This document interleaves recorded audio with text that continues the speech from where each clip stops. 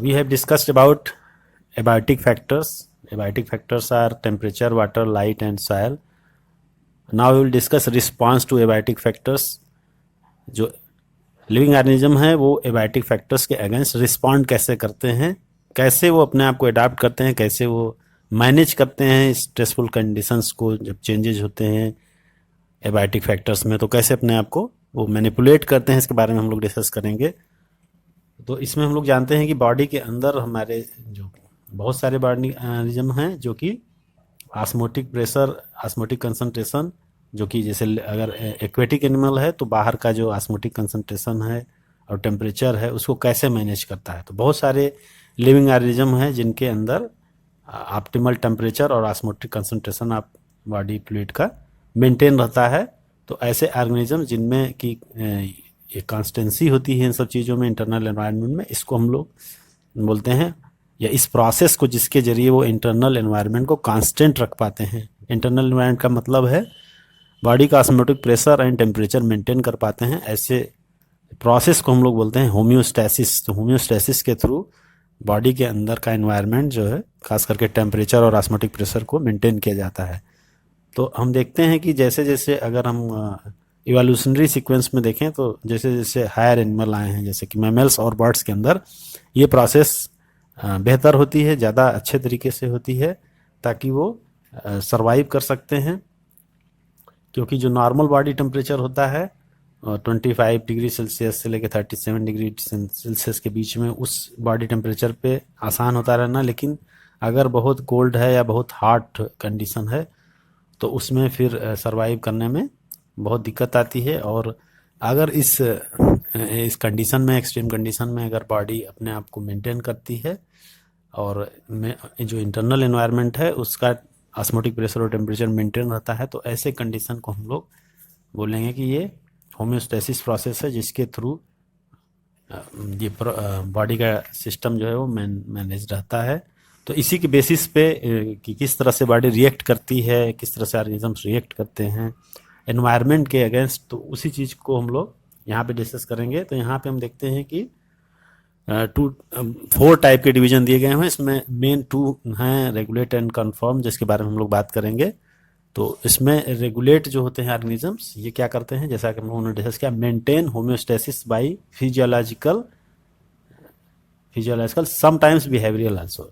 तो physiological homeostasis होती है मेनली, कभी कभी बिहेवियरल भी होती है, जो कि क्या चीज़ किस लिए होती है, ensures constant body temperature, constant osmotic pressure etc। तो मेन जो अभी हम डिस्कस कर रहे थे कि जो होम्योस्टैसिस होती है वो एक बेसिकली वो फिजियोलॉजिकल प्रोसेस है, कभी कभी बिहेवियरल भी होती है। तो फिजियोलॉजिकली ये बॉडी टेम्परेचर को और ऑस्मोटिक प्रेशर को कांस्टेंट रखती है। इस प्रोसेस के थ्रू बॉडी टेम्परेचर और ऑस्मोटिक प्रेशर को कांस्टेंट रखा जाता है। तो ऐसा हमें किस में देखने को मिलता है, बर्ड्स में, मैमल्स में एंड सम लोअर वर्टिब्रेट्स के अंदर भी हम लोग को देखने को मिलता है। तो इवोल्यूशनरी बायोलॉजिस्ट के हिसाब से ये बात की जाए तो जो मैमल्स के सबसे ज़्यादा सक्सेसफुल होने का रीज़न है वो यही है कि वो एक कांस्टेंट बॉडी टेम्परेचर को मेंटेन कर पाते हैं, चाहे वो डेजर्ट एरिया में रहें, सहारा डेजर्ट में, या फिर अंटार्कटिका के जैसे कोल्ड एरिया में रहें, लो टेम्परेचर में रहें। दोनों ही कंडीशन में वो अपने आप को मेंटेन कर पाते हैं। इसीलिए इनके मैमल्स के जो सबसे ज़्यादा सर्वाइवल का या सबसे ज़्यादा एग्जिस्टेंस का जो रीजन है वो यही है, सक्सेस होने का, जो जिसको बोलते हैं कि हाईली डेवलप्ड या हाईली सक्सेसफुल अगर क्लास है कोई तो वो मैमल्स ही है। जो इवोल्यूशनरी सीक्वेंस में हम देखें तो सबसे जो लेटेस्ट फीचर आपको मिलेंगे वो मैमल्स के अंदर ही मिलेंगे। तो इस तरह से बॉडी जो का टेम्परेचर हमारे कितना होता है 37 डिग्री, ह्यूमन में खास करके अगर देखा जाए तो 37 डिग्री है। तो चाहे बाहर कितनी भी गर्मी हो या ठंडी हो, दोनों में, विंटर हो कोल्ड हो, हमारे बॉडी का टेम्परेचर मेंटेन रहता है। और उसके लिए हमारे बॉडी में क्या सिस्टम होता है, अगर टेम्परेचर बाहर का ज़्यादा है तो हम लोग स्वेटिंग करते हैं। स्वेटिंग करने से क्या होता है, एक तरह से कूलिंग होती है बॉडी की, कि बाहर का टेम्परेचर बढ़ने न पाए।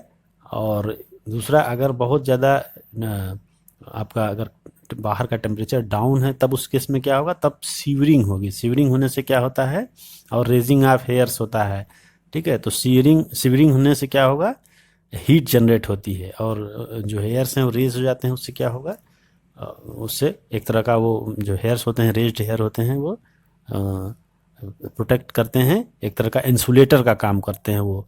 उसमें एयर ट्रैप होती है और वो इंसुलेटर का काम करते हैं।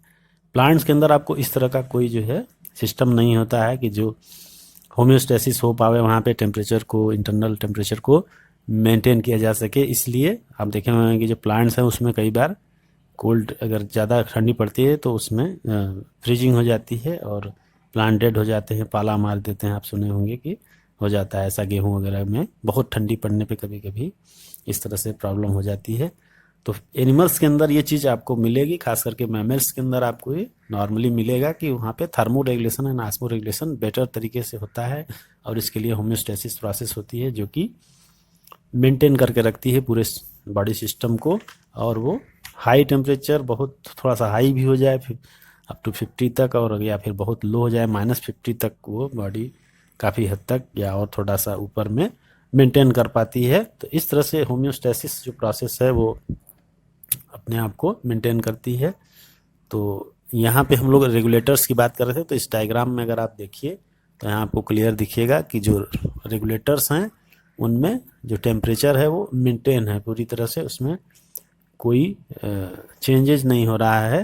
आपका इंटरनल लेवल का मतलब इंटरनल जो टेम्परेचर है बॉडी का, वो एक्सटर्नल इधर एक कंडीशन बढ़ती जा रही है, चाहे वो ऑस्मोटिक प्रेशर हो या फिर वो चीज़ें हो, माने उस तरह से। लेकिन टेम्परेचर मान लीजिए इधर को बढ़ रहा है, लेकिन जो एक इंटरनल लेवल है, इंटरनल एनवायरनमेंट है, इंटरनल बॉडी का टेम्परेचर है वो मेंटेन है, उसमें कोई भी चेंजेज नहीं हो रहा है। अब हम लोग देखते हैं दूसरा इसमें टॉपिक है कन्फर्म। तो ये हमने जो देखा था रेगुलेट, वो किस में आपको मिलता है, basically birds, mammals and few lower vertebrates. Lower vertebrates का मतलब फिशेज और एम्फीबियन में कुछ में ऐसा आपको दिखने। लेकिन अब हम लोग नेक्स्ट जो बात करेंगे वो है कन्फर्म। कन्फर्म में क्या होता है, 99% एनिमल्स एंड ऑल प्लांट्स। तो जो 99%, इसके अलावा जो हमने डिस्कस किया उसके अलावा जितने भी बचे हुए 99% करीब एनिमल्स हैं, तो वो, और उसके बाद नंबर की बात अगर हम करें तो 99% एनिमल्स एंड ऑल प्लांट्स में body temperature change with environment temperature. तो इसमें क्या होता है कि जो टेम्परेचर है इंटरनल इन्वायरमेंट का या बॉडी के अंदर का, वो चेंज होता रहता है एक्सटर्नल टेम्परेचर के हिसाब से।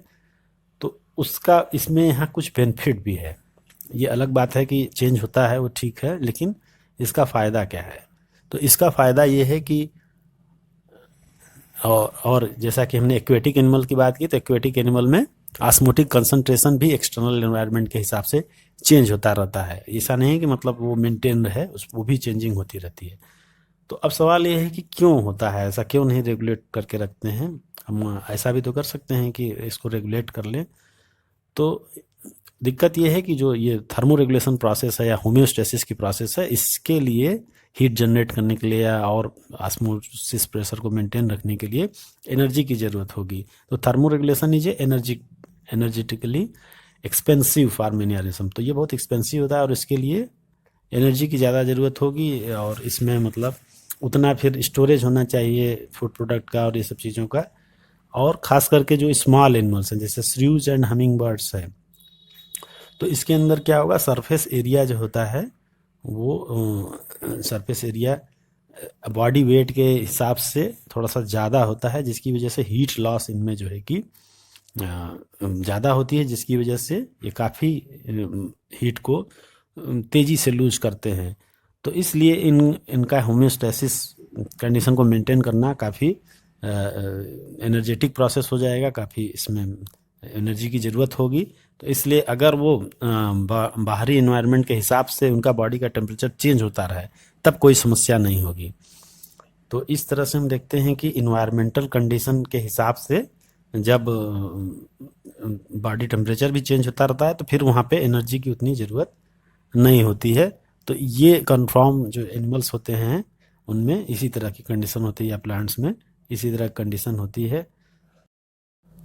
तो अगर हम इस डायग्राम में कन्फार्मर्स को देखें तो यहाँ पे आप देख रहे हैं कि जो एक्सटर्नल लेवल है, एक्सटर्नल टेम्परेचर है, उसके हिसाब से बॉडी के इंटरनल एनवायरनमेंट भी चेंज हो रहा है। वहाँ पर कोई भी पॉजिटिवली रिएक्शन करके या एनर्जी जनरेशन करके टेम्परेचर को मेंटेन करने का कोई सिस्टम नहीं है।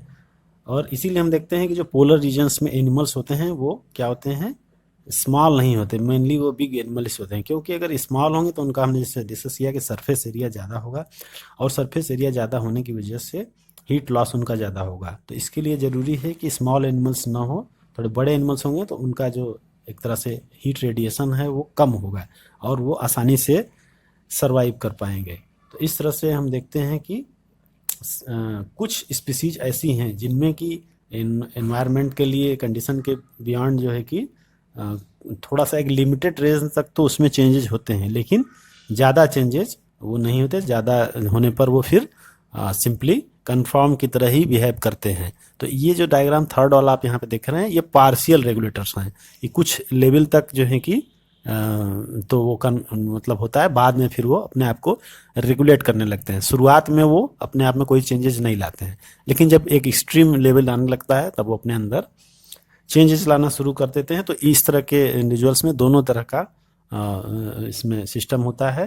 तो अगर हम इस इवोल्यूशनरी सीक्वेंस की जैसा कि हमने डिस्कस किया था, तो जो प्राइमरी या प्रिमिटिव एनिमल्स हैं, पहले के एनिमल्स हैं, उनमें जनरली कन्फार्मर्स होते हैं, लेकिन बाद वाले जो हैं ज़्यादातर वो रेगुलेटर्स हो जाते हैं। और कुछ इसमें पार्शियल रेगुलेटर होते हैं जो नॉर्मली थोड़ा बहुत चेंजिंग होने पे वो कन्फार्मर्स की तरह उनके बॉडी का टेम्परेचर उसी हिसाब से मेंटेन बढ़ता जाता है, लेकिन एक लेवल के बाद वो अपने आप को फिर मेंटेन कर लेते हैं। तो इस तरह से यहाँ पे पार्शियल रेगुलेटर की हम बात करेंगे। तो इस डायग्राम में ये चीज़ क्लियर हो रही है कि यहाँ पे एक ज़्यादा कंडीशन जब आती है उस तरह की, तब वो अपने आप को मेंटेन करना शुरू कर देते हैं, लेकिन शुरुआती दौर में ऐसा नहीं करते हैं। We are discussing about responses to abiotic factors. We have already discussed two types of adaptation, regulate and conform. Now we will discuss if the stressful condition are localized or remain only for a shorter duration. कहने का मतलब अगर ये जो stressful condition है वो localised है, area based है, या फिर थोड़े समय के लिए है, पूरे थ्रू आउट ईयर नहीं है, तो उस केस में टू टाइप्स के आपको अल्टरनेटिव मिलेंगे। रेगुलेट एंड कन्फर्म के अलावा आपको टू टाइप के मिलेंगे इसमें अल्टरनेटिव। क्या अल्टरनेटिव हो सकते हैं?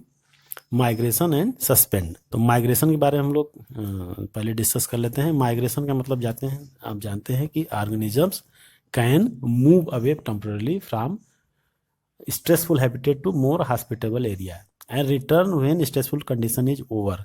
कहने का मतलब कहीं पे अगर कोई स्ट्रेसफुल कंडीशन है तो वहाँ से ऑर्गेनिज्म माइग्रेट कर जाते हैं, मूव आउट कर जाते हैं दूसरे एरिया में जहाँ पे कि फेवरेबल कंडीशन है, और जब कंडीशन नॉर्मल हो जाती है तो उसी जगह पे वो वापस लौट आते हैं। इसी तरह से ये है जैसे कि हम लोग गर्मियों में हिल एरिया में चले जाते हैं, और सर्दियों में अगर जाना होता है तो हम लोग कोस्टल एरिया में जाते हैं जहाँ पे थोड़ा सा नॉर्मल टेम्परेचर होता है।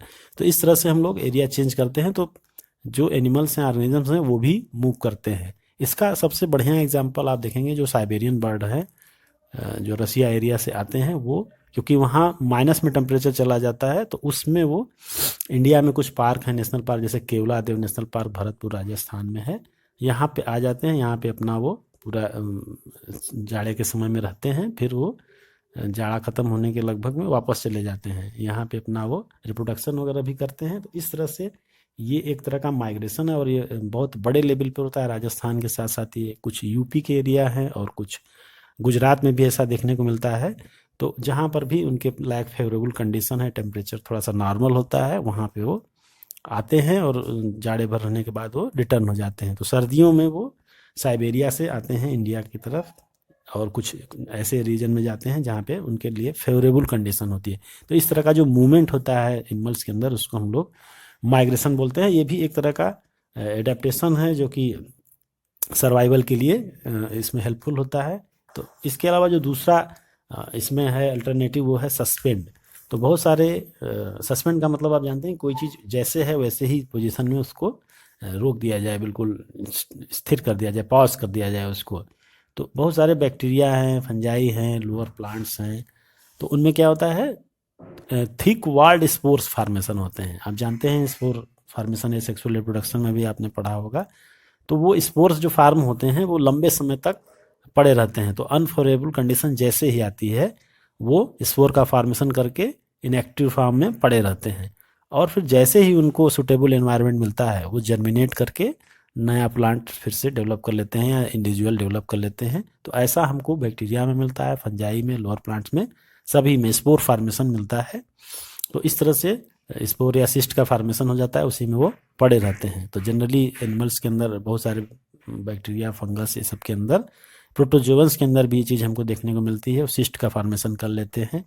तो इस तरह से हायर प्लांट में seed and some other vegetative reproductive structure serve as a mean to tide over period of stress beside helping the dispersal.